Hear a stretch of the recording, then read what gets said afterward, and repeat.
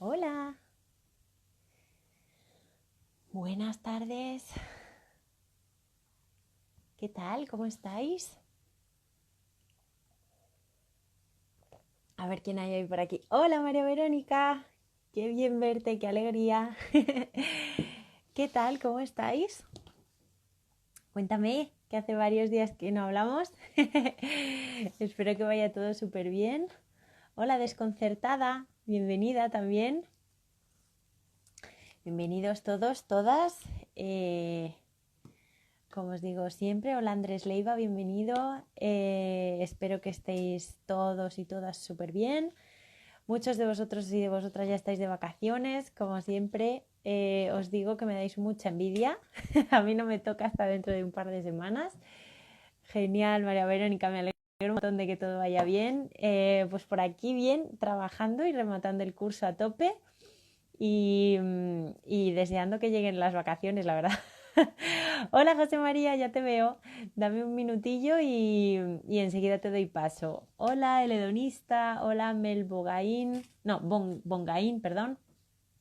Me alegro mucho de veros de verdad a todos y a todas en esta última semana de julio, que también es la última semana de club, ¿vale? Hasta la vuelta en septiembre, que no cunda el pánico porque el club ha venido para quedarse, pero nos vamos a tomar un descansillo el mes de agosto porque está siendo realmente complicado ya en estas fechas, bueno, pues traeros autores y autoras porque pues mucha gente ya está de vacaciones con la cabeza relajada en otros sitios y tal y nos es muy complicado traeros el contenido que queremos que haya en este club, ¿vale? Entonces, este viernes vamos a tener sesión hoy con José María Echarte, el miércoles vamos a tener sesión con Federico López Silvestre y el viernes 31 vamos a tener la última sesión, que será una sesión así un poquito más especial, pues antes de irnos de vacaciones, para cargar pilas, para preparar los calendarios de los meses que vengan. Y hola José María, pues eso, y que esté todo muy bien planeado y muy bien fijado pues para que haya contenido y bueno, en fin, ya os iremos informando de los nuevos formatos y de todas estas cosas, no os preocupéis, y nada, y vamos viendo.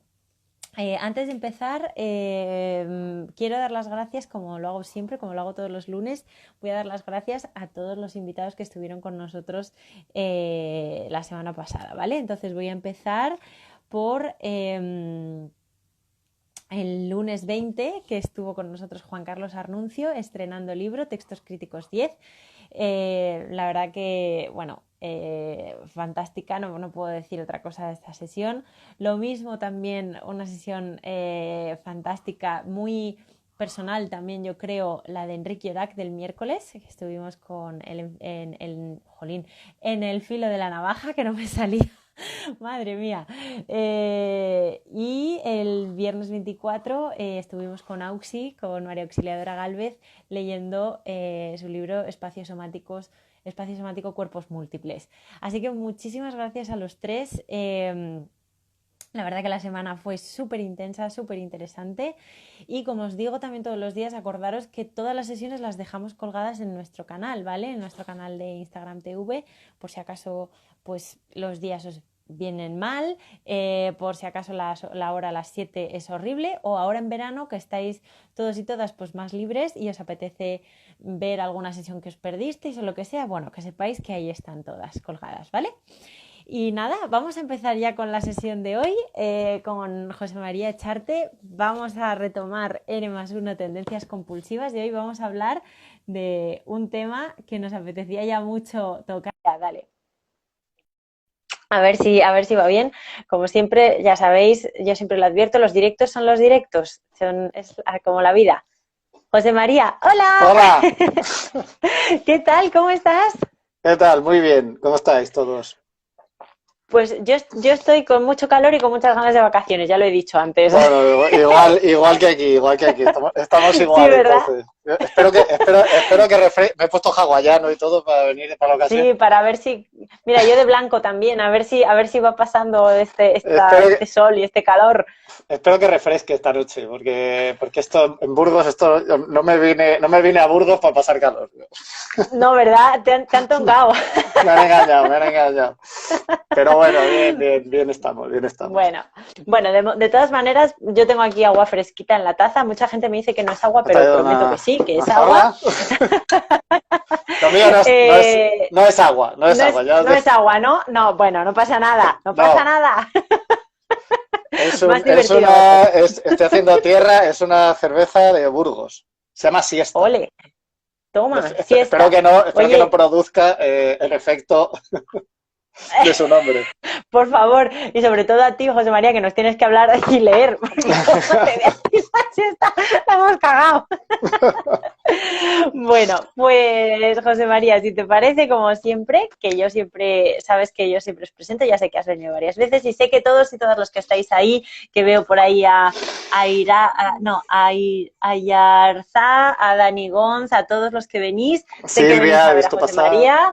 Silvia también, está Pingüino por ahí, está todo el mundo. Sé que venís a verle a él, pero bueno, aún así a mí me parece fundamental presentarle, aunque sea mínimamente, y entrar derechitos al tema que venimos intentando ya hacer este tema desde que empezó el club, de hecho, desde el inicio del confinamiento. Así que vamos allá, lo digo rápido, bien, pero rápido, y luego nos metemos derechitos, ¿vale, José María? Vale.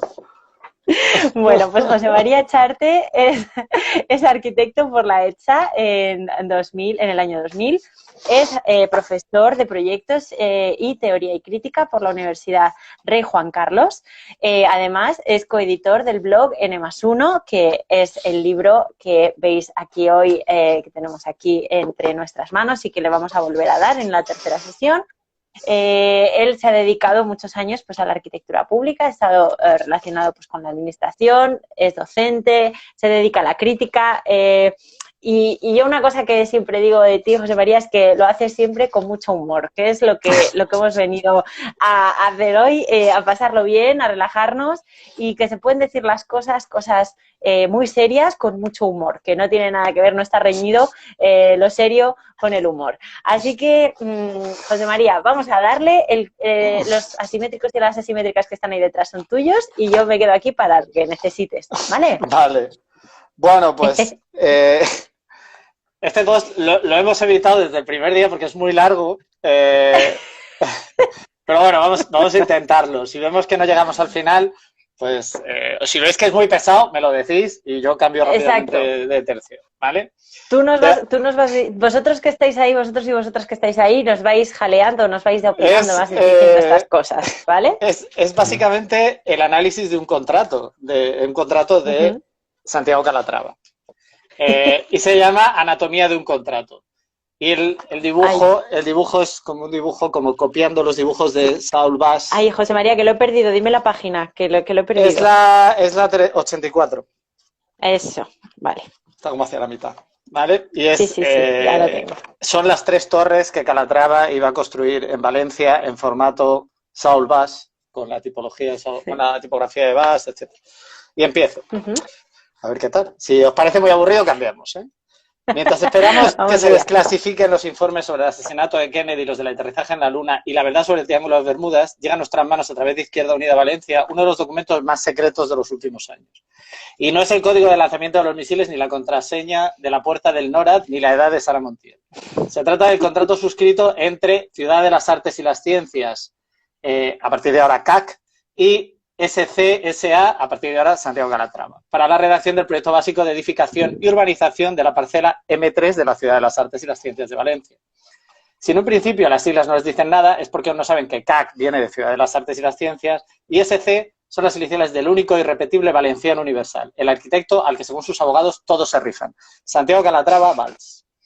Esto es verdad que lo dijeron sus abogados.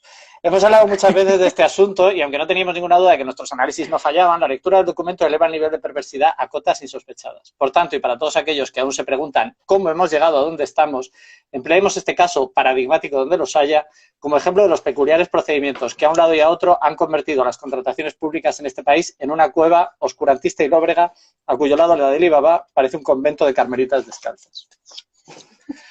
Allá vamos. La teoría del caos. El orden adquiere cierta importancia cuando se trata de procedimientos administrativos. Una cosa detrás de la anterior y antes de la siguiente en un procedimiento que tiene por objeto, sobre el papel, ajustar la actuación de la administración al derecho. así como evitar que se cometan ilegalidades o incluso ilegalidades de difícil restitución. En este sentido, parece lógico que si una administración tiene varias parcelas de suelo público o privado a enajenar y desea edificar en ellas cualquier cosa, deberá en primer lugar decidir qué quiere construir para posteriormente desarrollar un procedimiento administrativo establecido por la ley para llevar a cabo sus propósitos. Así, el objeto del posible contrato será siempre posterior a la redacción del mismo. Esto es, primero se seleccionará y convocará el procedimiento para la contratación y después se obtendrá aquello que se ha contratado. Reduzcámoslo al absurdo. Primero se licita y se contrata el suministro de tóner de las fotocopiadoras y después se recibe el tóner de las fotocopiadoras. Llama, por lo tanto, la atención que el contrato, que era lo que se analizaba, en sus páginas 3 y 4 explica que don Santiago Calatrava Valls, previa invitación de la Generalitat, ha realizado la presentación de un masterplan en Valencia a las autoridades del Ayuntamiento de Valencia, la repetición no es mía, de la Generalidad Valenciana y al público en general, que plasma sus ideas arquitectónicas, artísticas y estéticas en orden a las parcelas M1 y M3.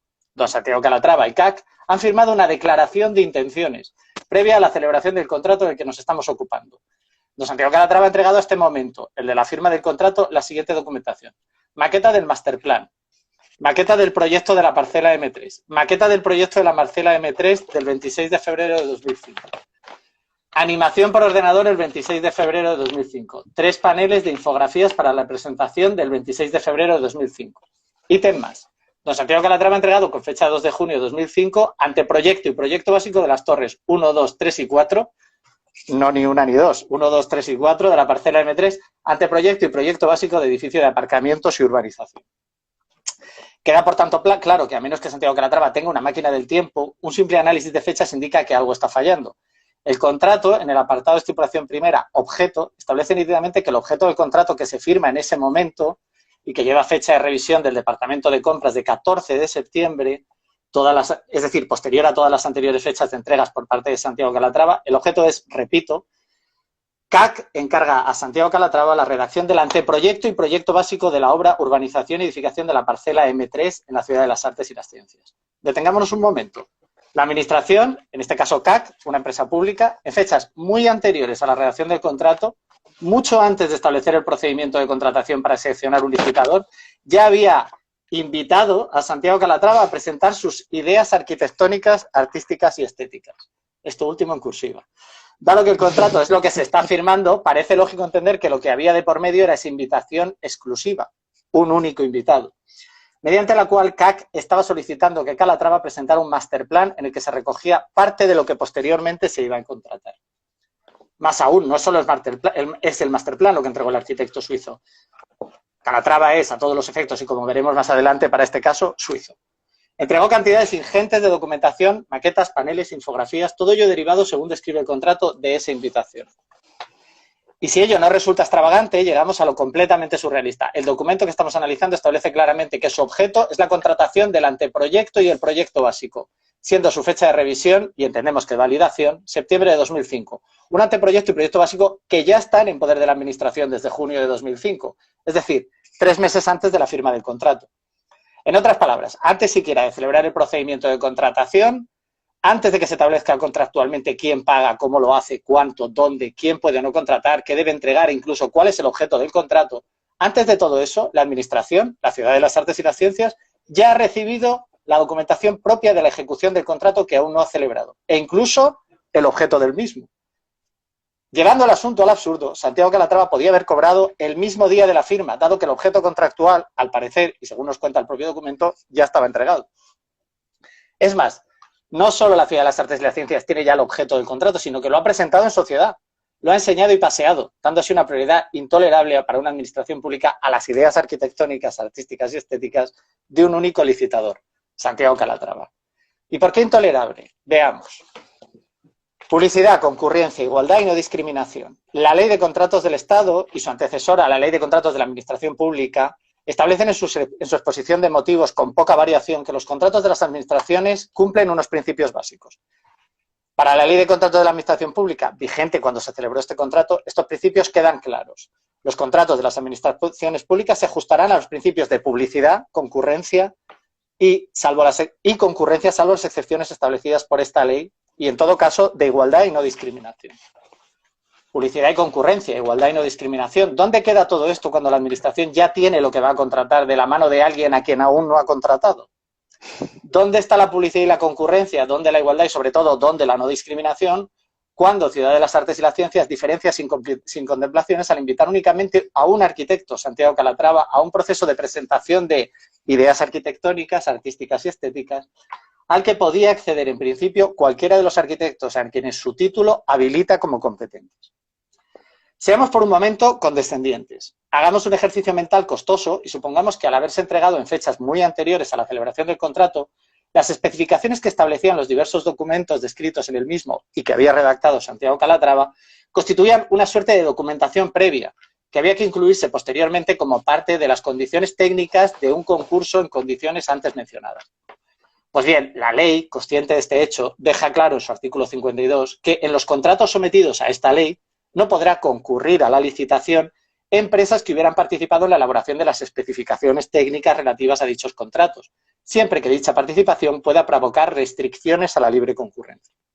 Esto es, en caso de que asumiéramos, que ya es mucho asumir, que se hubiera entregado mediante esa invitación a Santiago Calatrava un masterplan, unas maquetas, etcétera, etcétera, para organizar las parcelas e incluirlo como especificaciones técnicas del contrato, queda claro en la ley que el principio de igualdad y no discriminación hace necesaria la eliminación de todo posible trato de favor o privilegio y hubiera impedido la participación de su redactor en el procedimiento. No digamos ya su contratación directa.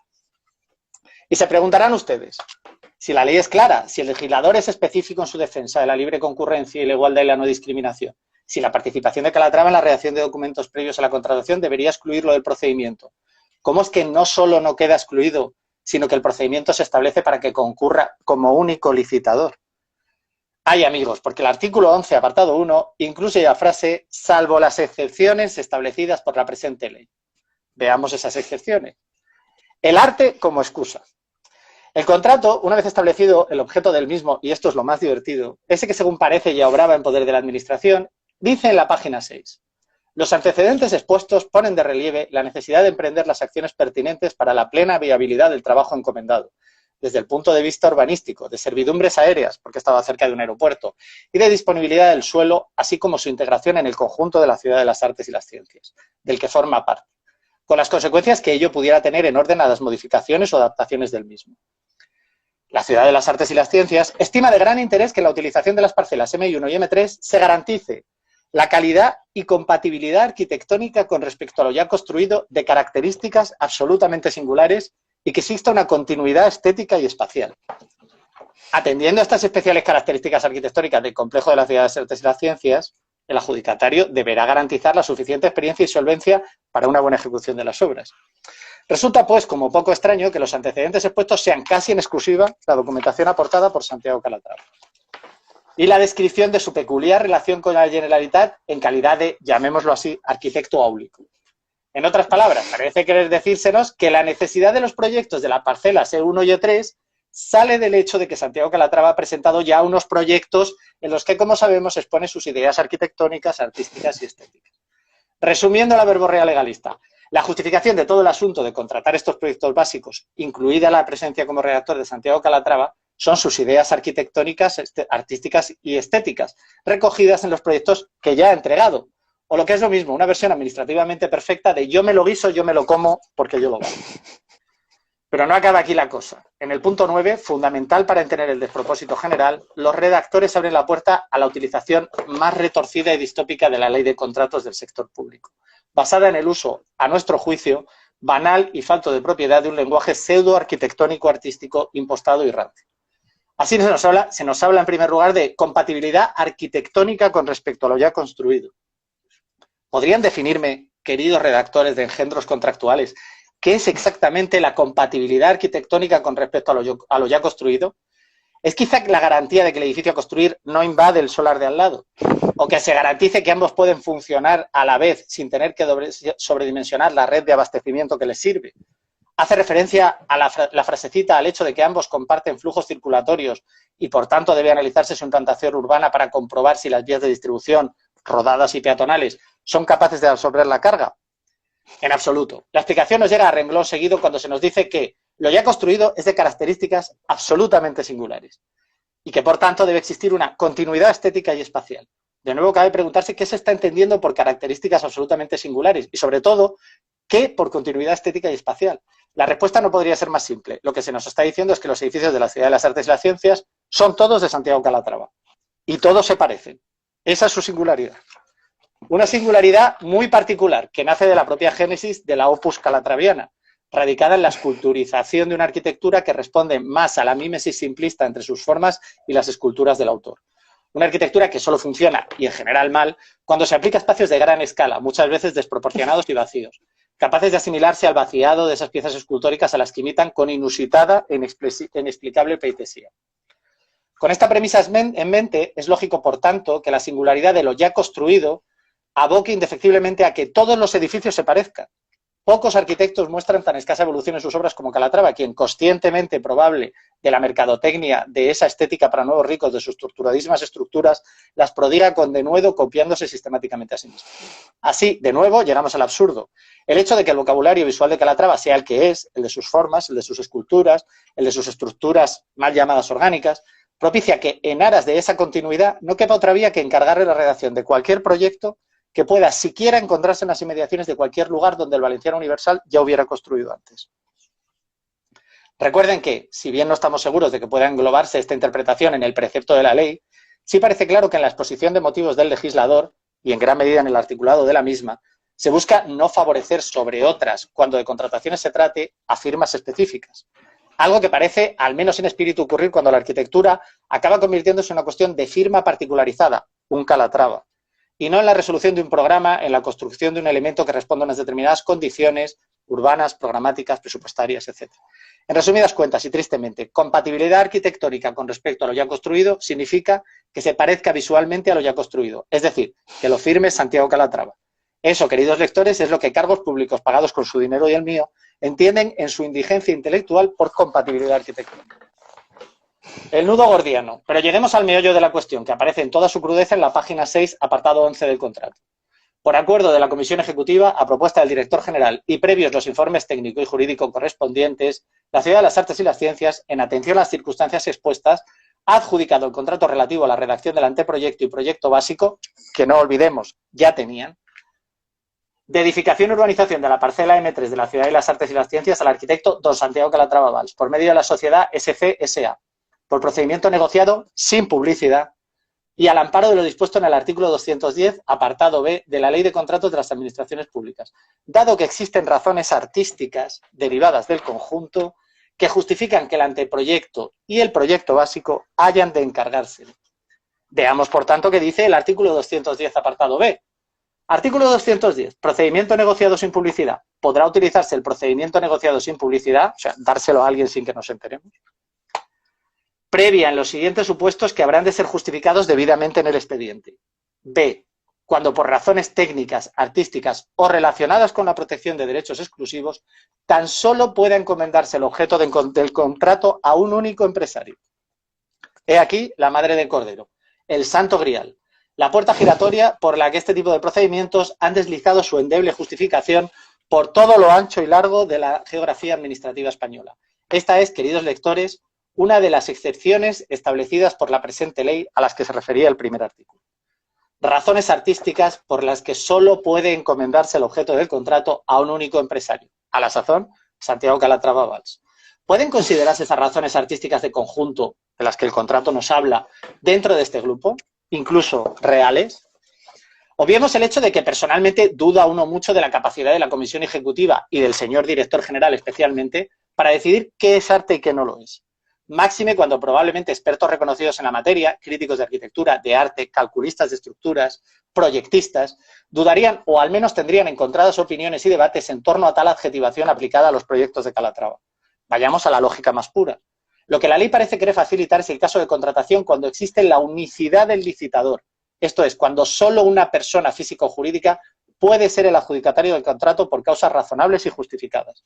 Para ello establece dos tipos de razones. Las técnicas, generalmente patentes exclusivas, por ejemplo, un método de pilotaje patentado necesario para el recalce de una zapata que no puede repararse por ningún otro método conocido. Es claro que no son aplicables en este caso, dado que la obra de Santiago Calatrava no se caracteriza especialmente por su avanzado posicionamiento técnico. más bien creo que al contrario. Nos quedan pues razones artísticas, que en este caso nos parecen de difícil aplicación, y ello porque lo que se contrata no es un proyecto básico de Santiago Calatrava, excusa esta empleada en su día por Jaume Matas en el caso de la Ópera de Palma, dado que dicha figura no existe como objeto de contratación ni aparece recogida en la LOE ni en el Código Técnico como documento proyectual legal. Lo que se contrata es la figura documental técnica legal, un proyecto básico, que deberá en cualquier caso responder a una serie de prescripciones recogidas en los pertinentes pliegos de condiciones. Si de hecho lo que se busca es que el edificio se integre con lo existente, este requerimiento deberá ser parte de los citados pliegos, a los que podrán responder todos aquellos que tengan la competencia legal para la redacción de un proyecto básico de edificación de viviendas. Eran viviendas. En este caso, todos los arquitectos colegiados en ejercicio activo que cumplan las condiciones contractuales en cuanto a solvencia, experiencia, etcétera. Unos requerimientos que, según lo ya explicado y en aras de salvaguardar la igualdad y la no discriminación, no podrán en ningún caso responder a la premisa que lo haga fulanito. De la misma forma que no puede puntuarse en una oposición tener los ojos azules. Arquitectos con capacidad para redactar un proyecto básico hay en España a día de hoy 50.000. Si asumimos que esa cifra debe reducirse en función de una solvencia basada en la experiencia previa, entendiendo que esa experiencia no puede legalmente ser haber hecho un edificio de Calatrava, cosa que solo puede hacer Calatrava, el número se reduce, pero estoy seguro que aún nos saldrían unos muy decentes 2.000 estudios. Todos ellos con la capacidad de cumplir un pliego de condiciones, con la capacidad de proyectar un edificio blanco, si así se solicita, y si fuera menester, aunque no fuera deseable, de hacerlo de forma que se integrara miméticamente con lo ya existente en la Feria de las Artes y las Ciencias. Por tanto, es evidente que la condición de único como licitador de Santiago de Calatrava solo es posible si se parte de un punto perverso, de una aplicación torticera de conceptos que convierten una labor técnica, la redacción de un proyecto de arquitectura, en un proyecto artístico, y que en el mismo camino le pone nombre y apellidos a ese proceso para, torciéndose hasta el extremo espíritu de la ley, emplear sus propios preceptos contra la exposición de motivos del legislador. Así se llega al ridículo de asumir, a lo Kafka, que lo que hace única a la obra de Santiago Calatrava es precisamente que es de Santiago Calatrava, y que esta reducción al absurdo puede ser justificación y piedra de toque en una contratación pública. Un silogismo imbécil que convierte en únicas las obras de todos los arquitectos de España. Las mías también son únicas. Solo... ¿Y las mías? Yo me llamo José María Charte, solo mis obras son mías. Ítem más, con estos principios y con estas intragables y endebles razones artísticas de conjunto, entre comillas, el hecho de construir el primer edificio de cualquier conjunto arquitectónico que hubiera de ser encargado por una misma entidad administrativa, potestaría al adjudicatario a ser el arquitecto eterno de todo lo que dicha administración licitase, siempre que estuviera lo suficientemente cerca. Más aún, aludiendo a razones artísticas sobre esa singularidad malentendida, todos los edificios públicos de España, siempre que se aceptara la falsaria interpretación de que se trata de obras de arte y no de obras técnicas, podrían encargársele con la ley en la mano al mismo arquitecto, procedimiento negociado y sin publicidad. Y sinceramente, una atenta lectura de la ley no parece querer eso, cuando constantemente nos habla de igualdad, de concurrencia, de no discriminación. No parece quererlo cuando en el artículo 210, apartado B, establece unas medidas lógicas para casos específicos que no pueden extenderse a posteriori y con esa ligereza para facilitar contrataciones cuya razón de ser es convertir la excepción en la norma. Santiago Calatrava, la hemeroteca testaruda, ha abogado sistemáticamente por este procedimiento en sus contrataciones. Véase como ejemplos fallidos los casos de la Ópera de Palma o el de un puente en Viena. En este último caso merece la pena recordar, por lo que tiene de ejemplarizante, las palabras del presidente de la Cámara de Arquitectos de Viena, Andreas Gobiet. Ese plan, en referencia a la intención del ayuntamiento de presentar los proyectos como obras de arte para eludir la contratación pública, podría equipararse a un llamamiento para violar la ley y tener además carácter de precedente. Es inaceptable para el cuerpo de arquitectos. Los encargos arquitectónicos de la ciudad deben decidirse mediante una licitación y no directamente. No es correcto recurrir al término obra de arte para evadir ese requisito. La arquitectura siempre es arte de construcción y no puede reducirse a un proyecto artístico. Poco más puede añadirse a la claridad con que Herr Gobiet pone las cosas en su sitio. Y cabe preguntarse si tiene cláusula de rescisión para traérnoslo a España, ¿no? Pequeñas gabelas. Pequeñas ventajas. Llegados a este punto, resumamos. Ya tenemos el objeto del contrato, el proyecto básico de edificación y urbanización de la parcela M3, viviendas. Curiosamente, según parece, lo teníamos ya antes del contrato. Tenemos también un procedimiento administrativo de los especificados en la ley, uno que se considera excepcional, aplicado por los pelos y con la soberbia añadida y vergonzosamente inculta de considerar que todo lo que Santiago Calatrava hace es, por el artículo 33, arte. Tenemos en aplicación de este procedimiento un contratado, Santiago Calatrava y Valls. No podíamos tener otro, dado que fue el único licitador. Especificados claramente en la página 9. Estipulación segunda, honorarios, siéntense si no están sentados. Los honorarios por la redacción del anteproyecto y proyecto básico, para los que no sean del ramo, es la parte pequeña, no es el proyecto de ejecución, es el boceto del coche, por decirlo de alguna manera, no el coche, se cifran en 15.075.550,53 euros, equivalentes al 60% del 7,5% del coste de la obra, cifrada en 335.007.075,56 euros. Me encanta que pongan 53 euros. Yo, si voy a cobrar 15.075.550,53, fíjate que estaría dispuesto a decir, ni para ti ni para mí, 15.075.000. Y ya está. Y nos olvidamos. Pero dice, incluidos los gastos generales y el beneficio industrial, excluido el IVA y los impuestos correspondientes que graven su realización. 15.075.550,53 euros. Por un proyecto básico de edificación y urbanización. Independientemente de lo que nos pueda parecer la cantidad, personalmente me parece desproporcionada, incluso con el baremo orientativo en la mano. No se trata tanto de cuánto cobra, sino de volver a señalar a las claras que la Administración actúa de forma discriminatoria con cualquier otro arquitecto. No era poco el hecho de que llamarse Santiago Calatrava fuera, por definición, condición suficiente para que tus proyectos entraran directos a la categoría de arte y, por tanto, a la extrañísima posibilidad de contratarlos de forma directa.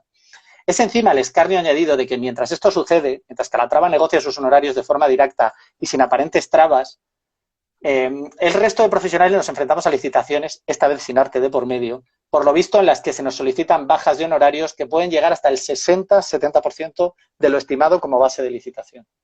Es además la mentira mil veces repetida de que Calatrava es tan altamente caro porque garantiza una calidad que, en nuestra opinión, no se sostiene confrontada con los hechos. Sus edificios podrán o no gustar, antes hemos hablado de esto, pero lo que es innegable a día de hoy es que la Ciudad de las Artes y las Ciencias acumula un sobrecoste de 624 millones de euros.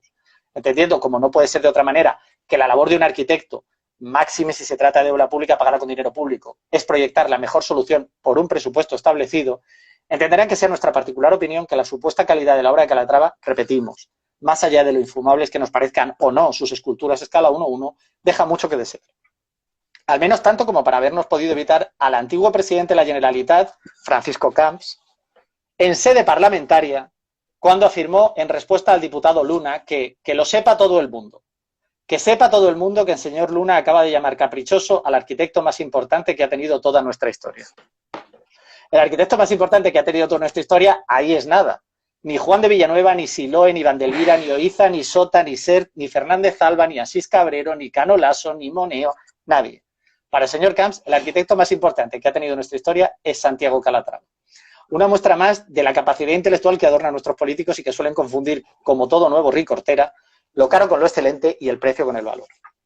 Sin embargo, no se engañen, todo el procedimiento nos ha llevado a este punto, al de pagar por la firma. Es la firma lo que justifica el procedimiento, la firma lo que lo avala, la firma lo que posibilita la aplicación del artículo 210, apartado B. Es la firma lo que se está pagando a ese precio exorbitante. Este y no otro es el resultado de convertir un proceso administrativo en un despropósito basado en caprichos artistoides. Este es el final de un sistema que ha cambiado los documentos técnicos de un proyecto y su análisis certero por las volubles y malentendidas obras de arte de autor o artista autoproclamado. Este es el resultado de una casta política para la que la gravitas, dignitas et pietas, gravedad, peso, dignidad y piedad no significan absolutamente nada. No entraremos en la descomposición de los pagos, salvo para señalar que para el común de los arquitectos a quien las administraciones pagan tarde, mal o nunca, el hecho de que se plantee un anticipo de 2.591.400 euros supone una gota más para llenar el vaso de agravios comparativos, basados únicamente en por ser vos quien sois. Impropio de unas administraciones que deberían ser al menos justas e igualitarias. Habrán de saber, eso sí, que para rematar la faena se establece en la página 10, estipulación tercera, forma de pago, apartado 3, los pagos se realizarán mediante cheque bancario que se emitirán sin IVA, dada por razón del domicilio de Santiago Calatrava S.A. El domicilio de Santiago Calatrava S.A. es Suiza, Cantón de Zúrich, concretamente. Cosa que me parece magnífica, y hay doble fiscalidad, nada que decir. Pero que me importa entre poco y nada, dado que está contratando en España y que además lo está haciendo con una administración pública que debería ser más cuidadosa con esta política de gestos estando como estamos. Este texto debe ser alrededor de 2008-2009. Roza lo indignante. Parece que en este sentido también se equivocaba don Francisco Camps. Calatrava no es el arquitecto más famoso de toda nuestra historia. Lo será en cualquier caso de la historia del Cantón de Zúrich, Suiza. Súmenle pues a la lista de agravios de especial acidez para quienes han contratado alguna vez con la administración y han tenido que cumplimentar, obtener y entregar certificados de estar al corriente con la seguridad social, de contratista en los que se exige estar al corriente de pagos, y no tener ninguna multa o sanción fiscal pendiente y una plétora de documentos por el estilo que convierten el proceso de contratación en una carrera de obstáculos con alambre de espino en las vallas. Intenten decirle a una administración cualquiera que ustedes el contrato lo ven bien, pero que quieren ustedes cobrar en Suiza, sin IVA y con talón bancario, y en 15 días. Le garantizamos que las risas se podrán escuchar en la estación espacial. Y sin otra cosa, al menos conseguirá dejar un indeleble recuerdo en sus interlocutores que a partir de ese momento pasarán a llamarle el suizo o posiblemente el lila, por su inocencia proverbial. Penalización free, la ley del 8. Como sabrán todos aquellos que hayan firmado un contrato, y en especial quienes lo hayan hecho con una administración, parte del articulado del mismo está formado por las cláusulas de penalización, esto es, las multas y penalizaciones que serán de aplicación al contratado y al contratante, pero esto último menos, en caso de incumplir alguna de las condiciones estipuladas en el documento. Entre ellas suelen encontrarse para los arquitectos la de poder llegar a ser responsable económico de las desviaciones presupuestarias debidas a modificaciones no justificables o cuyo contenido responda a una actuación dolosa o de incumplimiento de los mínimos profesionales exigibles. Suele haber penalizaciones por retrasos en la entrega de la documentación, por errores técnicos, una larga lista que hace que la lectura de ese apartado ponga al interesado los pelos como escarpias. Si alguna vez contratáis con la administración y leéis ese apartado, os aseguro que no dormís en un par de noches. Es como leer los efectos secundarios de alguna medicina o algo que muerte injustificada. Es como, ¿vale? Pues fenomenal. Sí, esos prospectos que pone, se han descrito casos de muerte súbita, sin saber muy bien por qué. Dices, pues hombre, no me quedo muy tranquilo. Pero bueno. Pues bien, no creo que les resulte curioso a estas alturas, pero ¿saben qué? Lo han adivinado. El contrato no incluye penalización de ningún tipo. Es más, diríamos incluso que la penalizada es la administración, que parece haber redactado todo el articulado teniendo en cuenta la muy cañí ley del 8. Invertida. Para mí la mierda, para ti el bizcocho. ¿Cómo puede una administración admitir una cláusula por la cual, si rescinde el contrato a Santiago Calatrava, se verá obligada a pagarle el 100% de los honorarios? Y lo más importante, ¿por qué premia la administración a Calatrava a futuro, perjudicándose en el camino a sí misma? Lo han leído bien. Vayan a la página 11, estipulación quinta, derechos y obligaciones de las partes, apartado 3. Si el proyecto resultara viable a juicio racionado de Ciudad de las Artes y las Ciencias, se compromete, en el caso de que decidiera enajenar la parcela en todo o parte, a que el pliego de condiciones del proyecto de enajenación incluya la obligación del adjudicatario, es decir, una tercera persona que compraría esa parcela, de encargar el proyecto de ejecución y la dirección de obra en exclusiva al arquitecto Santiago Calatrava y Valls. Es decir, está poniendo una carga sobre la venta de esa parcela pública, no nos olvidemos. Asimismo, Ciudad de las Artes y las Ciencias se compromete a incluir en el pliego de condiciones para la adjudicación de la parcela lo siguiente. La fijación de los honorarios, en la parte que corresponda si la enajenación fuera parcial, que seguirá los siguientes criterios. El pago de los honorarios del proyecto básico se efectuará antes de la firma del contrato con la adjudicataria si no se hubiera realizado en su totalidad ya por la Ciudad de las Artes y las Ciencias antes de la adjudicación. Honorarios de proyecto de ejecución, 7,5 del 40% del presupuesto real de la ejecución de obra. Dirección de obra, el 4,5 del presupuesto real de la ejecución de obra. Les traduzco. En caso de que la Administración decidiera vender la parcela, se está forzando a sí misma a incluir en el pliego de condiciones de la venta la obligación para el comprador de encargar, sí o sí, el proyecto de ejecución y dirección de obra a Santiago Calatrava. Como imaginarán, dado el historial de sobrecostes de la Ciudad de las Artes y las Ciencias, dicha carga contractual no juega, en nuestra opinión, en exceso a favor de la venta, dado que cualquier comprador con dos dedos de frente podría entender que esta obligación le supone un riesgo difícil de asumir. Es más, la descripción de los honorarios haría probablemente huir despavorido al más bragado financiero. Y ello porque responde a la estructura que parece ser habitual en los proyectos de Calatrava, en los que los emolumentos se miden mediante porcentajes sobre el presupuesto, insisto, real de ejecución de obra. Es decir, sobre el presupuesto de ejecución material del proyecto y sus posibles modificaciones, que no nos engañemos, son por lo general al alza.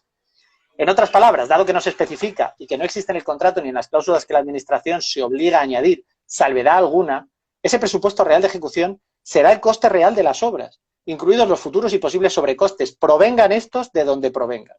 Sean el resultado de modificaciones exigidas por la propiedad, en cuyo caso podríamos entenderlo, o por el contrario de decisiones de la dirección de obra, Santiago Calatrava, estén estas o no justificadas, dado que, de nuevo, nada se especifica a este respecto, o aunque sea que provengan de posibles errores de proyecto, presupuestos, mediciones, planos incompletos.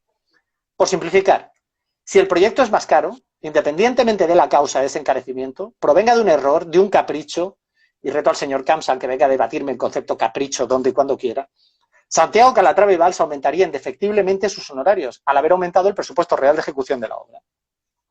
Si hay alguien que cree que estas minucias no afectarían a una posible enajenación de la parcela, planteada en principio para sanear el precario estado de las arcas valencianas, es que no está en este mundo o simplemente no sabe de lo que habla. Y si a ustedes, queridos lectores que han llegado hasta aquí, les parece que toda esta feria no puede ser ya más dadaísta, más vergonzosa y más penosa, descubran lo mucho que se equivocan en el siguiente y último punto.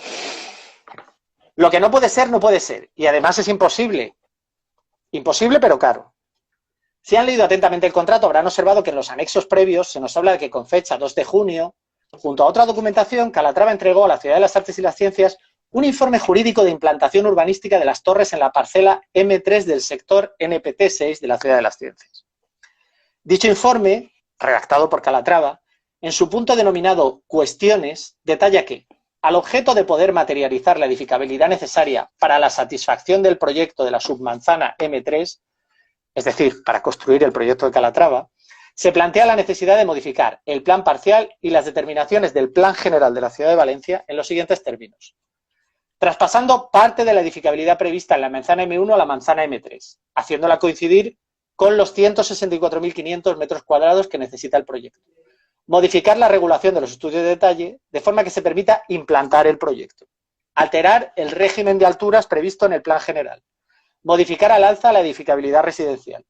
Destinar el uso residencial a plurifamiliar, eliminando el uso residencial comunitario, es decir, público. Eliminar la limitación de 100 metros cuadrados construidos por vivienda para permitir la promoción de todo tipo de viviendas, es decir, pasar de VPO a vivienda de lujo. Obviemos por un momento lo peculiar, lo distópico que resulta que el redactor de un proyecto sea a su vez quien presente un informe jurídico sobre la habilidad urbanística de su propio proyecto, dado que esta competencia pertenece a la comunidad autónoma o al ayuntamiento como organismos que, respectivamente, aprueban y gestionan las disposiciones de los planes generales. Vayamos, eso sí, al hecho de que lo que Santiago Calatrava nos está diciendo en ese informe es que con la normativa actual en la mano, con el plan general, con el planeamiento de desarrollo, su proyecto no es viable. En otras palabras, el proyecto, ese proyecto básico pagado a razón de más de 15 millones de euros, resulta en el marco urbanístico legal que le es de aplicación en el momento de su contratación irrealizable. O más sencillo aún, la Administración ha pagado o estaba dispuesta a pagar 15 millones de euros por un proyecto que incumplía la normativa urbanística a sabiendas de que la incumplía. Y no la incumplía por poco, si analizan ustedes la lista de modificaciones, edificabilidad, cambio de uso, eliminación del uso residencial comunitario, que normalmente engloba las viviendas en régimen de protección oficial, modificación de alturas e incluso una servidumbre aérea relacionada con el pasillo de aproximación del aeropuerto. No era nada lo del ojo y lo llevaba en la mano. Curioso caso este, el de la normativa urbanística que ha de adaptarse al proyecto de un arquitecto, cuando lo normal, lo legal y urbanísticamente lógico es que sean los proyectos los que deban regirse por los parámetros urbanísticos existentes que están ahí tras pasar un proceso que no es precisamente sencillo. Quizás que los demás no contamos con el factor arte de nuestro lado. O quizá es a esto a lo que se refería Santiago Calatrava cuando hace relativamente poco en una entrevista publicada por EFE nos decía que al diseñar un edificio no solo se debe analizar su calidad, sino también qué consecuencias trae a toda la ciudad. Hay que hacer edificios que marquen, que den carácter y digan que este es un sitio nuevo donde se puede vivir. Por lo visto, las consecuencias que los edificios de Calatrava traen a la ciudad, la marca que dejan, el carácter, es que debe modificarse el modelo urbanístico definido por el planeamiento para que quepan los proyectos del arquitecto transalpino universal. Sirve este oxímoron como colofón a este estudio explicativo. Sirve al surrealismo de quien afirma la importancia de analizar las consecuencias para toda la ciudad de una obra, mientras presenta informes en los que queda claro que lo que debe analizarse es cómo la ciudad tiene que adaptarse a sus proyectos. Sirva como metáfora de la arquitectura de estos años pasados, de la tramoya y el cartón piedra, del glitter y el brilli-brilli en la fachada y la podredumbre en los sótanos, del gigante icónico con pies de barrio, de los procedimientos administrativos pervertidos hasta el extremo, del gasto suntuario de nuevos ricos enajenados que lo eran además con el dinero de los demás. Sirva, por fin, como ejemplo de lo que pasa cuando la crítica no existe, cuando se olvida la responsabilidad sustituyéndola por un todo vale desnortado. Y cuando, como ciudadanos, más aún como arquitectos, hemos dejado de hacernos preguntas, de fiscalizar, atentos para alimentar una cultura del espectáculo y de la celebrity banal y vacía. Podíamos pensar, y termino ya, que las aguas acaban aquí. Es en parte fácil hacer una crítica de la obra de Calatrava y sus circunstancias a la que se sumarán muchos profesionales. Asumo que en gran medida debido a que no compartimos un lenguaje visual común con un arquitecto voluntariamente situado en otros terrenos más próximos a la volubilidad y al capricho. De la alta costura. No se engañen, hay arquitecturas con las que podríamos comulgar en parte que responden a una iconografía de un lenguaje compartido y asumible. Arquitecturas que llenan y que han llenado páginas y páginas de la prensa generalista y tristemente de la especializada. Arquitecturas que han cosechado elogios y parabienes y que responden, no tengan la menor duda, al mismo esquema, al mismo plan perverso que acabamos de describir. Ya está. Ha dado tiempo, ha dado tiempo. Ha dado tiempo, ahora podemos hasta comentar. No sé si se ha ido todo el mundo. No, ahí siguen. Decidnos algo todos y todas los que estáis ahí detrás. Bueno, era un capítulo que sabíamos los dos que esto necesitaba de una hora porque sí. Si no, esta carga he ido quitando cosas. Emocional. He ido quitando cosas por el camino por no hacerlo muy largo, pero sí, es un capítulo que yo le tengo un especial cariño porque costó mucho redactarlo y porque era un capítulo que no se pudo redactar hasta que no tuvimos la documentación y la documentación se publicó en su momento porque un señor de Izquierda Unida la publica. Porque un señor de Izquierda Unida pide ver el documento del contrato, le dejan verlo, pero no le dejan fotocopiar y se va con una libreta y un boli y se copia como un amanuense y se copia el contrato entero. Y entonces, claro, lo que allí ponía era una cosa tan surrealista, o sea, que era, claro, merecía la pena analizarlo e intentar hacerlo lo más divertido posible. No sé si lo hemos conseguido. Yo me he reído y sé que los que están ahí detrás también. Y no sé si se ha entendido todo, pero bueno, era muy divertido porque además el contrato era muy divertido porque empezaba muy mal, empezaba como diciendo, bueno, oye, que vamos a contratar esto, pero bueno, que esto que ya lo tenemos, pero que lo vamos a contratar ahora. Y dice, bueno, pues es un poco raro, pero bueno, la administración hace cosas muy raras. Luego viene toda esta parte artística que me encanta, que en realidad lo que dice la ley es muy divertido. Yo siempre se lo cuento a los alumnos, que en realidad yo creo que la ley lo que dice es por razones artísticas, que yo creo que está pensado. Yo el ejemplo que pongo siempre es, en una rotonda hemos puesto una escultura de Richard Serra. Y ha venido un señor de la Ruta del Bacalao, qué antiguo esto de la Ruta del Bacalao, pero bueno, ha venido un señor en un Seat León amarillo y se la lleva. Ahí se te ha visto. Se me ha visto el pelo de la. Se ha visto todo, ya, vamos. Y entonces llega a ver qué tengo que decir, un TikToker y se lleva por delante. Por ejemplo. Y se lleva por delante la escultura. Entonces, estando vivo Richard Serra, lo lógico, por razones artísticas, de autoría, es que le digas, oye, Richard, mira lo que ha pasado, nos puedes arreglar. O, por ejemplo, pienso, el Estado tiene instrumentos de música que cede a... Vamos, conozco de hecho una chica que tiene uno cedido por el Estado, no es un Stradivarius, pero es otro también muy bueno. Entonces, son instrumentos de colección que se ceden a estudiantes. Claro, ese instrumento, estoy seguro que hay un único señor que lo sabe arreglar. O sea, que no lo puedes llevar a cualquier instrumentos sitio, Paco, por muy bajo que sea el de instrumentos Paco, porque es una cosa a cuidar. Entonces, eso se utilizó sistemáticamente para decir, no, es que lo que hace este señor es arte. Pero oiga, si no ha visto usted todavía el proyecto, pero es usted por lo menos a verlo. Bueno, pero es que es muy bueno, es muy singular, que es la otra expresión, singular, es súper singular. Dices, bueno, pues nada, oye, pues perfecto. Como el patio de mi casa, que es particular. No, me refiero, o sea, ahora yo creo que el debate que se abre aquí, y tenemos todavía unos minutillos primero para que me digas tú la opinión, que yo ya sé más o menos qué es lo que me vas a decir, pero también para que comenten por ahí detrás los asimétricos y las asimétricas, ¿no? O sea, esta cuestión de la arquitectura como arte, o sea, que yo creo que es quizá la clave de todo esto, ¿no? Porque si la arquitectura en una contratación pública se puede considerar arte, un objeto artístico, arte, y no técnico, o claro, arte de la técnica, que era lo que decía este señor, que ahora mismo no me olvida el nombre. Gottlieb, arte constructivo. ¿No? Arte constructivo, ¿no? O sea, ¿dónde está, no sé si hay límites, márgenes? Tu opinión, José María, adelante. A ver, yo creo que visto lo visto, creo que es contraproducente usar el término arte. O sea, creo que puede llegar a ser arte y no es una cosa que a mí me moleste utilizar en una conversación. Pues me preguntas, yo he estado en la... Igual es que yo soy de lágrima fácil, pero yo en la Casa de la Cascada se me ha ido un poco la lágrima y en la Tourette. Y entiendo que eso, pues este estendalazo te da un poco porque hay algo más que la cuestión técnica. Bueno, y también porque los arquitectos a veces somos muy ambientados, ¿no? Entonces, ¡Muy ambientados! pero no es un término mío, ¿eh? Es un término de un podcast que oigo, pero es cierto, te ambientas. Entonces, bueno, pues, pero entiendo que en un momento dado puede trascender lo meramente técnico, pero como lo pueden hacer muchas cosas, o sea, como lo puede hacer, pues yo recuerdo ir a una exposición del Centro Botín en Santander, que era una exposición de Calder, que había un coche pintado por Calder, un BMW no muy antiguo, de los años 60, de competición, y a mí ese coche me parece una obra de... O sea, me parece que pasado el tiempo y soportadas los rigores del tiempo y soportadas ciertas cuestiones, me parece que hay cosas que alcanzan la categoría de arte, en cierta medida. Pero me parece que ponérsela a origen es el error. Entonces, sobre todo porque creo que... Y fíjate, creo que también hay una cuestión de escala. O sea, me dices, el ático, si lo conocéis o si no lo conocéis, buscadlo, el ático Beistegui, es una obra de Le Corbusier muy rara, es la única obra surrealista de Le Corbusier.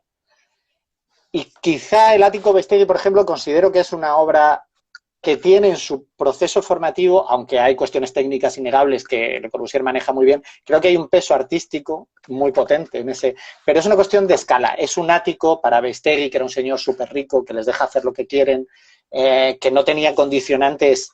Es un sitio precioso porque es surrealista, entonces tiene como es un ático al aire libre, pero tiene como una chimenea con una repisa, y la repisa justo está colocada para que la Torre Eiffel que estaba detrás fuera como un objeto de repisa, ¿no? Tenía unos setos que se movían con unos raíles eléctricos. Bueno, es una maravilla. Pero fíjate, es muy pequeño y tiene unos condicionantes tan ligeros que podría entrar en esa categoría. Cuando estamos hablando de un edificio de 15 millones, 15 eran los honorarios, de 300 millones de euros, claro, la complicación técnica es un poco lo que decía este señor de Viena. O sea, puede llegar a ser un arte, pero nunca puede olvidar el lugar de donde viene. Porque creo que es que entonces podríamos caer de la mano del capricho, de la necesidad de no explicar las cosas. Y sobre todo cuando trabajamos con dinero público creo que debemos explicarnos. O sea, o sea, creo que Kandinsky puede pintar un cuadrado blanco sobre un fondo blanco, no tan blanco el fondo y un poco más amarillo el cuadrado. Pero bueno, y un poquito más el cuadrado menos blanco. Pero él lo está haciendo, es un proceso de investigación personal, es un diálogo, creo que más que con otra persona, consigo mismo, de su obra consigo mismo, que luego se va a ver y se va a interpretar. Pero creo que, sobre todo en obra pública y fundamentalmente cuando hablamos de arquitectura, de la arquitectura que nos gusta, tiende a ser obra pública, claro, es mucho más difícil que entre en el mundo del arte. Sobre todo, creo que es algo a lo que podemos llegar. O sea, yo no lo niego del todo, pero creo que también es que utilizamos el término arte con una facilidad. Pues cada vez que sale un cocinero, dice, no, es que lo que hace este señor es arte. Bueno, a ver, lo que hace este señor es un porcentaje altísimo técnica, en un porcentaje altísimo probablemente explotación de becarios, en otro pero yo creo que es esta cosa como que nos da miedo, esta huida de la artesanía, ¿no? Esta cosa como de matar al padre y matar a la... Y del oficio también, sí, ¿no? de matar un poco la Bauhaus y de matar esta cuestión del artesano, del que un poco lo de Richard Sennett, ¿no? El que aprende a hacer cosas con las manos, el que aprende el oficio, la disciplina, y de repente te lleva como al taller del artista. Ahora estoy con la tesis ahora en verano, que es lo que me toca. Qué mal has elegido tu verano, entonces. Sí. María, ¿qué es eso? El horror. Y el otro día lo leía hablando en un texto que referenciaba, que lamento no acordarme del autor, perdón, pero hablaba de Juan de Herrera y decía que prefería mancharse las manos de tinta que de piedra, de polvo de piedra, o algo así. Porque fueron la primera generación de arquitectos que se quedaron en estudios y que ya no iban al tajo. Sin yo entrar tampoco de esta cosa de que el arquitecto tenga necesariamente que ir al tajo. O sea, quiero decir, este dibujo... claro, este dibujo fantástico que me encanta de Ferrer, del cómic de Mies, que si no lo habéis leído, leedlo, que sale Mies Leerlo. cortando un trozo de Sí, sí. piedra de ónice, ¿no? Él, porque era cantero, o sea, él había sido cantero. Sin yo llegar a eso, aunque todos los arquitectos tienen algo de que les gusta lo manual, creo que hay un salto muy grande entre eso y convertirnos de repente en artistas. Porque me parece que creo que es un problema de firma. O sea, cuando de repente pasamos a valorar más la firma que el trabajo, es un peligro. Sí. Y sobre todo porque, vistos los resultados, pues tampoco, Sí, tampoco desde salió, luego. tampoco salió especialmente bien. Sí. Que eso es una cosa que me encanta, que la administración española es como aquella cosa que había, ahora voy a revelar mucho más lo viejo que soy, aquel programa que había de Paco Montes de Oca de la segunda oportunidad, que se veía un coche que se estampaba con una piedra. Y que, pues sí Ay, que, que se me macho, ha caído esto. pero si no ha salido bien, bueno, ha salido bien en el Guggenheim, es la única vez que ha salido bien, y alguna más, pero pocas. Chicos, no repitamos. Que es que parece como absurdo. Entonces, es que además me encanta porque es como todo muy de perogrullo, ¿no? O sea, es esto de, bueno, pues como ya ha hecho, fíjate que trasladado a, yo es que me imagino las reuniones y me imagino las reuniones, pues como ya los ha hecho todos, pues que haga este también, ¿no? O sea, una cosa. En este caso además Bueno, había la perversión de que eran viviendas de promoción oficial, lo que se eliminaba. eso es, eso yo creo que ahí hay, Eso es lo más doloroso. Y lo que se pretendía claro. construir, habéis visto el dibujo son unas torres, si lo buscáis en internet lo encontraréis, eran unas torres que estaban pensadas para albergar viviendas de 140, 150, 200, o sea, viviendas, tú no construyes ya una vivienda de 150, 200 si no vas a un mercado de lujo. Entonces, había una cosa, aparte de lo administrativo, había una cosa perversa que era Que era la transfiguración, ¿no? sí. Bueno, en fin, José María, hemos llegado a nuestro tiempo. Sabíamos los dos que necesitábamos una sesión única Una para sesión esto. solo para esto. Prometo que en septiembre traeré algo mucho más Buscamos divertido. otra cosa, pero es que esta le teníamos muchas ganas y queríamos hacerla. Así que Sí. yo de verdad que te lo agradezco muchísimo, José No, yo María, que hayas vuelto otra vez. os lo agradezco a ti te lo agradezco a ti muchísimo. Es la tercera vez que vengo y me encanta. Y A mí también. me alegra la semana. Y a todos los que os habéis quedado. Y desde luego, y que te aleje un poquito de la tesis Sí, sí. porque sé que es un trabajo duro y con este calor, el verano, todo, lo que hemos pasado, los 3 meses estos, o sea, en Sí, fin. sí, sí, sí. Bueno, has elegido un momento fino para ponerte en ello. Yo de verdad, José María, muchísimas gracias. De corazón Gracias. te doy que vuelvas. En septiembre nos vamos a volver a Encantado. ver, seguro, septiembre, octubre, porque el club va a seguir indefinido. Así que nada, con muchas ganas de volver. Y mira, viniste el primero, creo recordar, al Creo que club sí, creo que y sí. casi vas a ser el último antes de verano. Así que, de verdad, que te mando un Perfecto. abrazo enorme. Un abrazo muy Como, fuerte. como, sí, como os digo siempre a los que estáis ahí asimétricos, asimétricas, muchísimas gracias por vernos, por Gracias. escucharnos, por leernos, por apoyarnos y si queréis, ya sabéis, todos nuestros libros, edicionesasimétricas.com y en nuestras queridas librerías que lo están pasando, dale ahí, dale, Sí, sí. que lo están pasando mal y bueno, si podemos ayudar ahora, pues sería fantástico. Comprad libros, comprad un lápiz, comprad lo que sea. Lo que sea, cuadernos, lo que haga falta, fenomenal nos viene todo. Que José María, de verdad, mil gracias, un A beso ti, enorme. un beso muy Nos fuerte. vemos nos vemos el miércoles y seguimos, ¿vale? Hasta A tope con la luego. tesis, José María. Chao. Gracias. Hasta ahora. Chao. Chao.